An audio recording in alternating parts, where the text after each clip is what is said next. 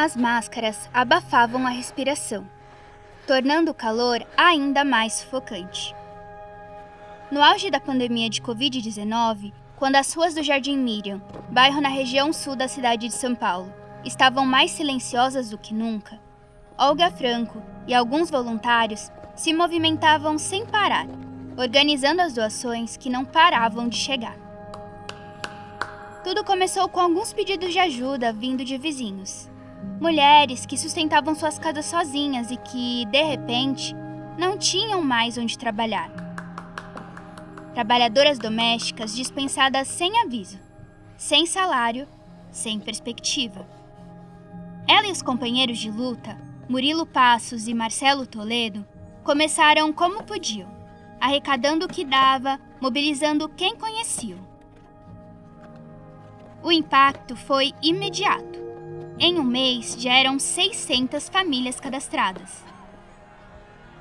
A mobilização crescia. Também crescia o medo.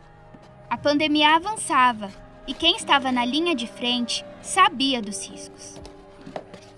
O pequeno espaço onde trabalhavam estava tomado por pilhas de alimentos. Sacos de arroz encostados nas paredes, caixas de leite empilhadas às pressas, garrafas de óleo se equilibrando umas sobre as outras. Máscaras puxadas com nervosismo no rosto. Óculos embaçados pela respiração quente. A ardência do álcool na pele já ressecada.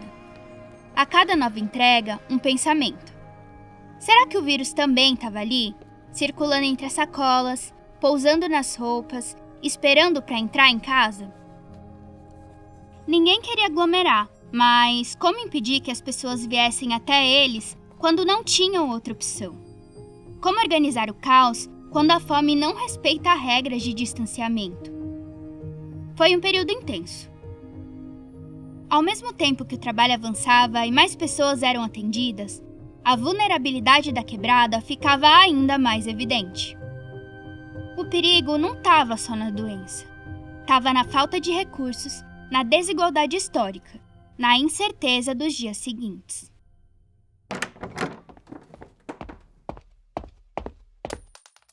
Ainda assim, eles seguiram, porque parar nunca foi uma possibilidade. Tempos depois, quando o pior passou, veio o próximo passo: transformar aquela rede de urgências em algo duradouro. Mas, naquele primeiro momento, tudo se resumia a uma única certeza: a periferia nunca se abandona. Ali nascia o Instituto Salve Quebrada. Aceitando Pix. Opa, nem me apresentei. Eu sou Amanda Stabile, jornalista e repórter do Nós Mulheres da Periferia. E esse é mais um episódio do PSIR, podcast sobre periferias, solução, inovação e reconstrução. Uma iniciativa da Stanford Social Innovation Review Brasil, a CIR Brasil, e da Iniciativa Pipa, com apoio do Instituto Beja. E eu não tô sozinha para narrar esse episódio. Salve, salve, bonde! Eu sou a Era Marques, tenho 25 anos e sou cria de Imbaria, uma comunidade que fica na periferia de Duque de Caxias, na Baixada Fluminense aqui no Rio de Janeiro. Eu sou articuladora cultural e coordenadora do setor educativo do Festival de Arte de Imbaria e acabei de me formar em pedagogia pela Unirio e agora estou no mestrado em educação. Minha missão é levar para a academia as experiências e vivências da minha comunidade e da Baixada Fluminense, sempre buscando representar nossa galera de forma mais autêntica possível. Meu dia a dia é bem caótico, como de qualquer cria que tá por aí, tentando se virar, estudar, trabalhar, cuidar da família e ainda contribuir com a produção de saberes e cultura. Essa série especial fala sobre os desafios que coletivos periféricos no Brasil enfrentam para acessar recursos financeiros. É o que mostra a pesquisa Periferias e Filantropia, que mapeou mais de 1.000 iniciativas pelo Brasil e revelou as principais barreiras nesse processo. E você fez parte desse levantamento realizado pela Iniciativa Pipa em parceria com o Instituto Nu, né? Sim, eu fui uma das pesquisadoras do Sudeste do Brasil, região que a gente vai abordar aqui nesse episódio. Como eu sou cria de Imbaria, uma comunidade na periferia da periferia, eu quis trazer essa visão de quem está à margem do que é considerado esse centro da periferia. E aí tentei ampliar essa perspectiva para outras áreas do Rio de Janeiro, como é o caso da região dos Lagos, de Itaguaí e Belfor Roxo, regiões da Baixada Fluminense, que também lidam com essa dificuldade. Conta pra gente, como foi a experiência de mapear esses coletivos e o que mais te marcou? A pesquisa me ajudou a olhar para essas questões e além de apontar os desafios diários enfrentados por esses coletivos. Muitas vezes, o acesso a recursos filantrópicos está centralizado em locais mais centrais da periferia, e isso acaba deixando que as mais afastadas, como a minha, sem as mesmas oportunidades. Além disso, o acesso à internet e todas as dificuldades de letramento digital também foram grandes obstáculos na coleta de dados, já que muitas pessoas não têm essa facilidade com as ferramentas digitais usadas para acessar essas oportunidades. Ainda assim, o que mais me chamou a atenção foi perceber a potência desses coletivos, que não são definidos só pelas dificuldades, mas também pela capacidade de transformação da realidade. O trabalho de muitos desses grupos é um reflexo de resistência e inovação, e foi isso que eu quis destacar. A pesquisa me ajudou bastante a ver meu território e outros semelhantes de uma forma mais ampla, entendendo não só as dificuldades, mas também tudo de bom e as potências que esses territórios possuem. Que lindo! Sua reflexão, inclusive, casa muito com a história da iniciativa que vamos conhecer hoje, o Instituto Salve Quebrada, na zona sul da cidade de São Paulo. A Olga, que apresentamos para vocês no começo do episódio, é uma das fundadoras da iniciativa. Se liga!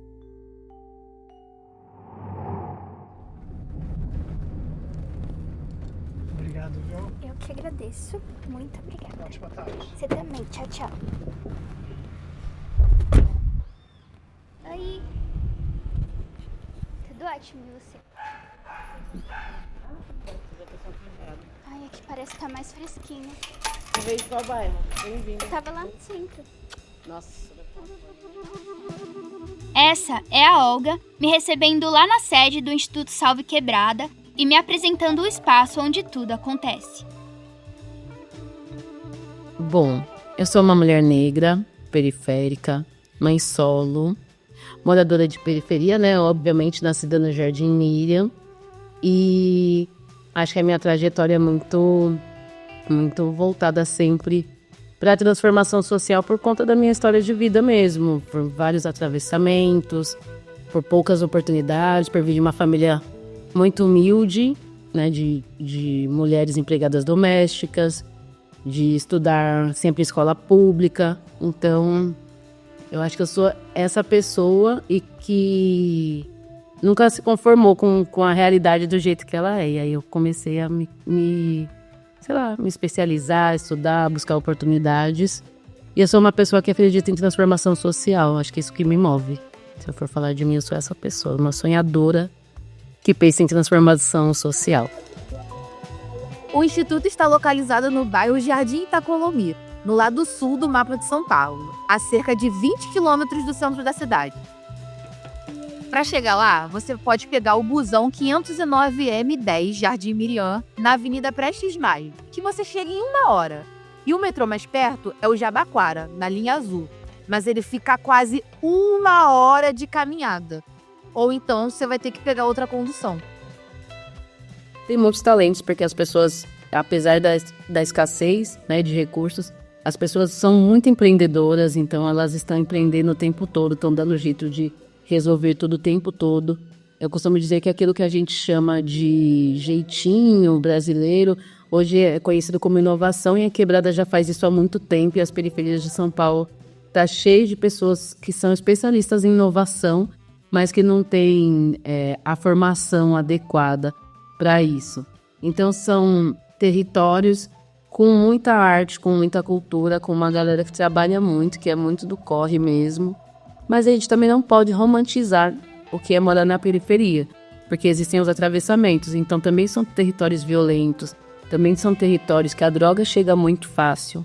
Então cada esquina tem uma biqueira, e isso é uma coisa que complica muito. Tem pouco acesso à educação de qualidade, tem pouco acesso à saúde de qualidade, tem pouco acesso ao lazer, à cultura. É bem complicada essa parte, então se torna um desafio. Ao mesmo tempo que as pessoas ali conseguem desenvolver um lado empreendedor, que estimula a sua inteligência, apesar de todas as adversidades, que estimula a sua criatividade, que são pessoas incríveis que crescem dentro de ambientes que são complicadíssimos, né, por conta dos atravessamentos.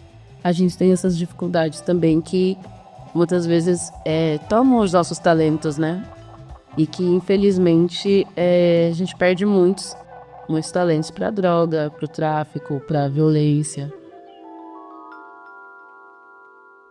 O Instituto nasceu em 2020, idealizado por 3 fundadores, Olga, Murilo Passos e Marcelo Toledo, que se conheceram em uma formação de impacto social em 2019. Motivados a fazer um projeto voltado para a transformação social, seus planos foram temporariamente interrompidos pela pandemia de Covid-19. Como contamos no início do episódio, a primeira ação da iniciativa foi arrecadar doações para distribuir cestas básicas. Eles chamavam de Projeto Salve Quebrada. Hoje em dia, nós estruturamos o Instituto Salve Quebrada com alguns pilares de atuação. Nós temos algumas frentes. Então, nós temos a frente de desenvolvimento econômico, a frente de arte e cultura, de educação, de esporte, saúde e meio ambiente. Dentro de cada frente, nós temos principais projetos, que é o que mais movimenta, tanto pela necessidade quanto pela demanda, ou seja, a procura. As coisas que a gente vai realizando aqui, então as pessoas que moram na quebrada enxergam como oportunidade, tem alta procura, como a oficina de tranças afro. É uma oficina cultural e também de desenvolvimento econômico que promove geração de renda. Nós ensinamos o ofício de ser transista, mas dentro dessa oficina a gente fala sobre letramento racial, sobre cultura africana, sobre história, e as pessoas saem daqui preparadas já para fazer tranças profissionalmente, e isso tem gerado uma transformação na vida delas, assim, que é impressionante, a gente vê alguns resultados. No Pilar Esporte, o Salve Quebrada promove 2 escolinhas de futebol. Os projetos atendem crianças e adolescentes da escola pública que geralmente vão para lá no contraturno escolar, ou seja, no horário em que não estão tendo aulas. Muito mais do que uma introdução ao esporte, as escolinhas são espaços de promoção de disciplina, respeito e trabalho em equipe. Além de abrir caminhos para o sonho de uma carreira esportiva, o projeto cria uma rede de acolhimento, incentivando a convivência comunitária para os pequenos e suas famílias. No pilar de meio ambiente, o projeto Ecoperifa promove educação ambiental e agroecologia, capacitando comunidades periféricas a cultivar alimentos em pequenos espaços urbanos. Com foco na sustentabilidade e segurança alimentar, o projeto ensina técnicas práticas de cultivo sustentável e incentiva o uso responsável dos recursos naturais. Além das capacitações, o Ecoperifa oferece acesso a alimentos frescos, produzidos na horta do Instituto, combatendo a insegurança alimentar e fortalecendo a autonomia das famílias. O projeto também fomenta a conscientização ambiental e reforça os laços comunitários, mostrando que práticas sustentáveis podem ser acessíveis e transformar realidades na periferia. E existem outros projetos de educação, de arte, de cultura, que também não são menos importantes, mas que estão acontecendo paralelamente a esses principais projetos. Por exemplo, um projeto Anicerce, que é um projeto que oferece atendimento psicológico para pessoas, principalmente mulheres em situação de vulnerabilidade social. A gente criou esse projeto porque, recebendo as pessoas aqui no Instituto, nós percebemos que as pessoas vêm com muitos atravessamentos. E nem sempre uma ONG está preparada, né, para além daquilo que a gente oferece, para essa demanda que vem. As pessoas vêm com histórias muito tristes, por exemplo, meu marido está preso, eu não sei o que fazer, meu filho foi preso por tráfico, eu estou passando uma situação X, Y, Z de atravessamento, de violência, de discriminação, de desemprego. Então são várias camadas, e aí nós resolvemos criar esse projeto com atendimento gratuito psicológico, e hoje funciona em grupo e é online, é super acessível, e tem funcionado super também. Então é um projeto que tem menos demanda, porque as pessoas ainda na periferia têm dificuldade de entender que saúde mental é importante, mas a gente fomenta muito isso e a gente tem atendido grande parte do nosso público aqui de mulheres, tá voltando o olhar delas, estão voltando o olhar delas para a saúde mental, e a gente está conseguindo lidar com essa demanda. Nossa, é muito abrangente, né? Quando eu abri ali o site, vai desde futebol até atendimento psicológico. E quantas pessoas vocês são aqui? Hoje, equipe fixa de prestadores de serviço, nós somos 18 a 20 pessoas, aproximadamente. Mas nós contamos também com voluntários, com parceiros, com apoiadores, e contamos muito com eles, porque eles que nos ajudam a tocar todos esses projetos. Tem muita coisa acontecendo ao mesmo tempo, mas a própria comunidade fortalece muito a gente, sabe? De vir aqui, de ajudar, de ir em outros projetos, de fazer ações sociais. Então, nossa é uma equipe reduzida, e é isso, no terceiro setor são poucos braços, né? Mas a gente conta bastante com a ajuda de voluntários também, e de parceiros. Até 2024, o Instituto Salve Quebrada já impactou mais de 21 mil pessoas, direta e indiretamente, atuando em mais de 100 bairros de São Paulo, com uma abordagem ampla e sensível às necessidades da população preta e parda, majoritariamente jovem, que enfrenta desafios como violência, evasão escolar e desigualdade de oportunidades. Mais do que mitigar as dificuldades, a organização valoriza e potencializa as capacidades locais, criando um movimento de transformação que parte da própria comunidade. Nós temos muitas histórias aqui do tempo todo, né? Eu gosto de contar as histórias daqui, mas, por exemplo, tiveram algumas pessoas, uma delas me marcou muito, foi uma aluna da oficina de tranças afro, que ela chegou aqui buscando uma oportunidade de trabalho, ela estava desempregada, mãe solo, grávida, e aí ela veio chorando muito, pediu uma vaga. E aí a gente deu essa vaga para ela chegou no momento que a gente estava cadastrando as pessoas, e ela começou a fazer o curso.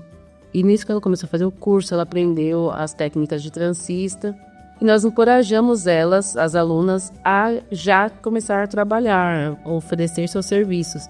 E aí ela se desenvolveu muito bem, hoje ela conseguiu abrir o salão dela, então a vida dela se transformou totalmente. Existem outras histórias também, como alguns profissionais nossos que eram alunos, também não tinham uma trajetória profissional voltada para a educação, para ser um educador social, e hoje se tornaram educadores sociais. Tem pessoas que chegam com histórias de depressão aqui, e aí depois nos relatos eles falam, olha, eu curei da depressão aqui no Salve Quebrada, porque para além de fazer um curso, eu recebi muito acolhimento. Tem muitas histórias que são bem emocionantes que acontecem aqui, é bem gostoso. Daqui a pouco a gente volta para falar mais sobre esse trabalho incrível da Olga. Mas antes, bora dar uma olhada em alguns dados que ajudam a entender melhor as histórias que ela compartilhou com a gente? São dados da pesquisa Periferias e Filantropia e do relatório de atividades de 2023 do Instituto Salve Quebrada. Quando a pandemia chegou, as necessidades nas periferias aumentaram muito, e 58% das iniciativas ouvidas pela pesquisa disseram que os desafios só cresceram. Só que, ao mesmo tempo, 56% dessas iniciativas viram que os recursos começaram a diminuir. E é nesse cenário que o Instituto Salve Quebrada nasceu. A pesquisa mostrou que 91% das iniciativas acreditam que impactam diretamente a economia local. No caso do trabalho da Olga, mais de 20 mil pessoas já foram beneficiadas por ações que vão desde oficinas de tranças afro até projetos como o Ecoperifa, que ensina a agroecologia e promove a segurança alimentar. Outro dado que chama atenção é sobre as lideranças. 68% dessas iniciativas são comandadas por mulheres, e 74% delas se identificam como negras. Mulheres como Olga, que transformam as dificuldades em ações concretas para melhorar as condições de suas comunidades. E o impacto é direto na população que mais precisa, com 78% das pessoas beneficiadas por essas iniciativas se identificando como negras. Além disso, as ações têm um alcance significativo em áreas que enfrentam sérias vulnerabilidades socioeconômicas. Nos mais de 100 bairros atendidos pelo Instituto, a violência, a evasão escolar e a falta de equipamentos culturais são problemas comuns. No entanto, iniciativas como as escolinhas de futebol, que atendem meninos e meninas, e projetos de formação profissional, como a oficina de bordados e o curso de manicure, estão abrindo novos caminhos para quem vive nessas regiões. Apesar de todo esse impacto positivo, o desafio da sobrecarga ainda é uma realidade. A pesquisa mostrou que 92% das iniciativas não contam com funcionários contratados via CLT, funcionando principalmente com voluntários e microempreendedores individuais, os MEIs. Isso acaba dificultando a garantia de estabilidade e ampliação da capacidade de atuação. No Instituto Salve Quebrada, a equipe também não é contratada CLT, mas já conta com uma equipe fixa, o que possibilita um trabalho mais estruturado. E o apoio da comunidade faz toda a diferença. Com mais de 150 voluntários, parcerias estratégicas e doações que representaram 60% da receita de 2023, o Instituto segue ampliando suas ações e fortalecendo as redes de transformação nas periferias. Bom, aqui a maior parte são prestadores de serviços. Nós estamos nos organizando para começar a ter as nossas contratações CLTs, mas realmente é um desafio, né, para o terceiro setor, principalmente quando a gente está falando de organizações que nascem dentro da quebrada, porque nós dependemos de doação ou de editais. Estamos tentando captar agora um recurso pelas leis de incentivo fiscal. Então, não é fácil você ter um ordenamento que seja tão custoso para uma organização sem fins lucrativos. Claro que a gente, apesar de ter essa dificuldade de contratação por falta de recursos mesmo, a gente procura valorizar para os nossos prestadores de serviço, pagando o justo. A gente acha que pessoas de quebrada devem sim ser bem remuneradas, mas é bem complicado a gente conseguir hoje, por exemplo, contratar todas as pessoas de forma CLT. A gente tenta fazer as contratações por projetos, com trabalhos específicos, porque aí a gente consegue manter, para além de toda a estrutura que existe, né, de prestadores de serviços, de contas, de projetos que estão rodando, ainda manter os custos que estão embutidos na contratação de um CLT é complicadíssimo. Então, assim, se torna um desafio não só para o Instituto Salve Quebrada, quanto para outras instituições, portanto, todas as burocracias. Segundo a pesquisa, 52% das organizações não têm CNPJ, que é como um documento de identidade das empresas, o que dificulta os acessos a editais e financiamentos essenciais. E sem essa formalização, muitas iniciativas acabam dependendo de voluntários ou projetos pontuais, como as oficinas e campanhas que o Instituto realiza. E em relação à formalização, para nós foi uma coisa um pouco mais tranquila, porque nós tivemos tempo para pensar antes de iniciar as nossas atividades. Nós procuramos entender tudo que nós precisávamos fazer antes de começar a jogar, sabe? Então, é isso que a gente quer fazer? A gente quer criar uma instituição voltada da quebrada para quebrado? Ok, o que a gente precisa saber? O que a gente precisa fazer? Então, nós tivemos um tempo de estudar, de entender. Nós procuramos um auxílio de especialistas fora para ter essa orientação, uma consultoria para falar, olha, vocês precisam se adequar a essas leis, vocês precisam de um CNPJ, de um estatuto social. Então, nós começamos formalizados já, né, a partir do momento que a gente teve esse tempo pós-pandemia para organizar as coisas. Nós começamos as nossas ações, principalmente os projetos e oficinas, já formalizados, porque nós tivemos um tempo para fazer isso e tivemos apoio para fazer isso. E a gente sabe que essa não é a realidade da maioria. Essa questão da burocracia realmente pega muito. Muitas vezes as lideranças têm ideias incríveis e estão prontas para transformar as suas comunidades, mas acabam travadas porque não têm um CNPJ ou porque não conseguem entender a linguagem complicada dos editais. É como se o sistema todo fosse feito para excluir quem mais precisa acessar esses recursos. Ter apoio de especialistas faz toda a diferença, mas infelizmente essa não é a realidade da maioria. O nosso maior objetivo é expandir as nossas ações, quem sabe consolidar o Instituto como uma referência em ações de impacto social nas periferias, A gente quer que mais pessoas consigam alcançar mais cursos, que mais pessoas consigam alcançar o Salve Quebrada, sabe? É que a gente continue tendo espaços de transformação onde as pessoas cheguem com segurança, onde as pessoas saiam desenvolvidas, onde as pessoas realmente consigam fazer uma virada de chave a partir do momento que elas consigam se conectar com a sua ancestralidade, ter acesso a direitos básicos, ter acesso a recursos e informações que não chegam de forma tão simples na periferia.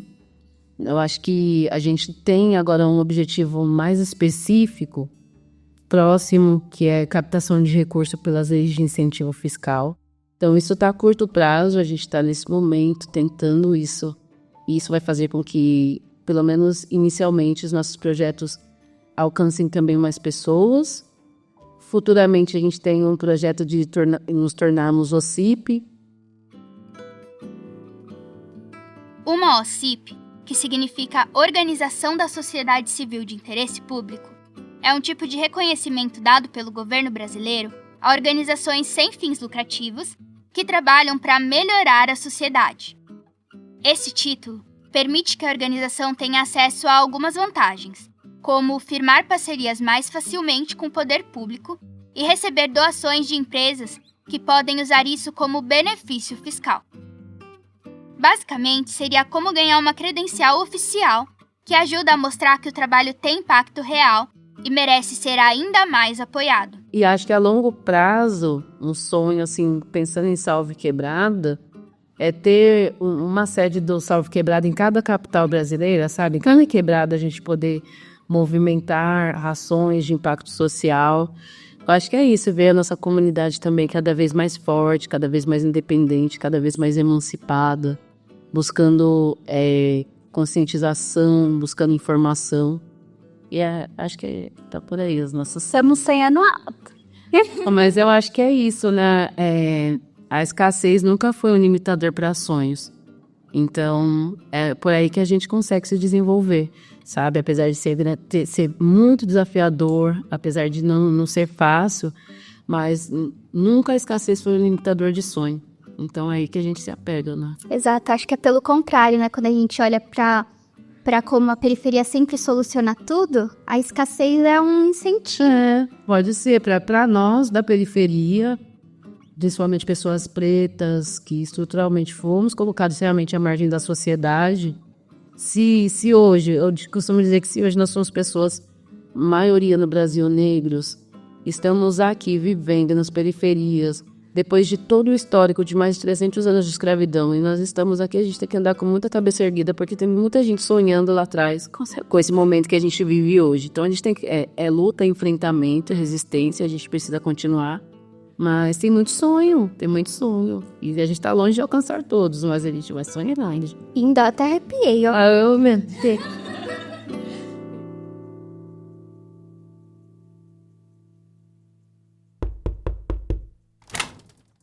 Olá, eu sou Gelson Henrique, diretor executivo da Iniciativa PIPA, que é essa organização que está pensando a democratização de acesso a recursos para as periferias no Brasil. Como que a filantropia, o investimento social privado, olha para essas organizações como criadoras de soluções locais, que enfrentam problemas estruturais e históricos no Brasil que acontecem nesses territórios. Então, por que o financiamento não chega nessas organizações?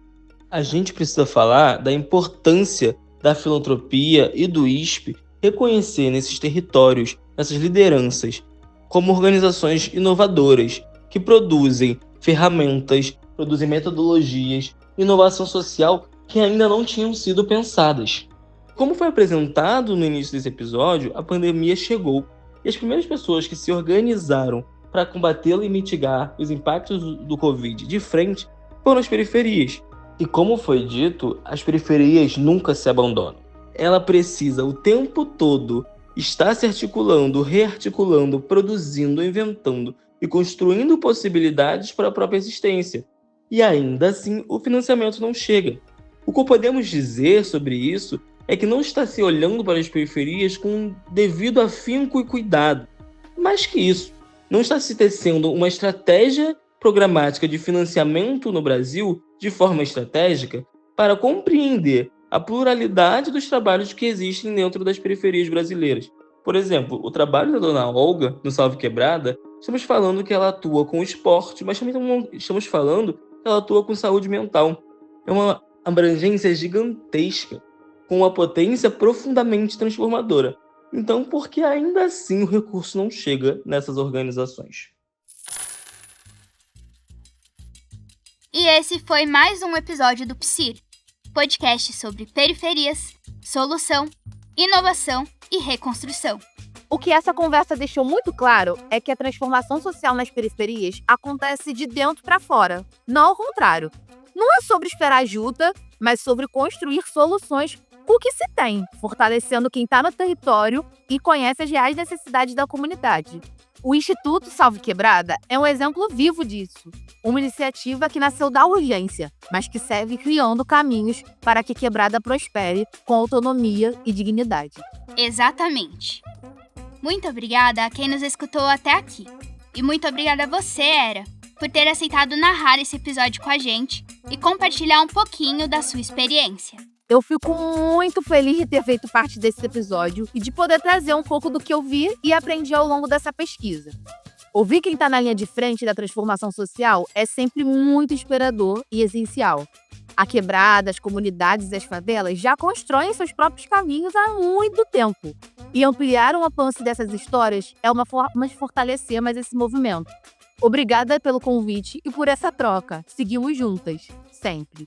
E para quem quiser saber mais sobre a pesquisa Periferias e Filantropia, o link está aqui na descrição. Você também pode seguir a Iniciativa Pipa e a CIR Brasil nas redes sociais, @Iniciativa Pipa em todas as redes e @CIR Brasil, com 2 S, no Facebook e no LinkedIn, e @stanford.cir.br no Instagram. E não perca os próximos episódios desse podcast. Beijos!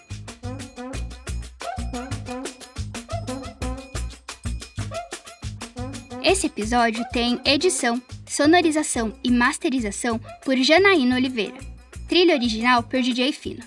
A produção e o roteiro são meus, Amanda Stabile.